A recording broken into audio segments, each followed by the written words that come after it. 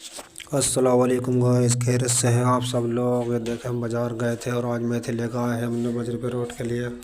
हफ्ते में एक आध बार मेथी खिलानी चाहिए बच्चों को। ये मेथी जो है गर्म होती है, इससे बजरी पे रोट जल्दी हीट पाते हैं। जो पट्टे हमने इसमें डाले थे वो मेथी खाने से गर्म, उसकी तासीर गर्म होती है, जल्दी इंशाअल्लाह ताला ये हीट पाएंगे और जल्दी ही ब्रीडिंग करेंगे। मेथी के फ़ायदे बहुत हैं। अब ज़्यादा नहीं दें बजरी पे रोट को मेथी खाने को, हफ्ते में एक या लास्ट बस 2 बार ही दे सकते हैं।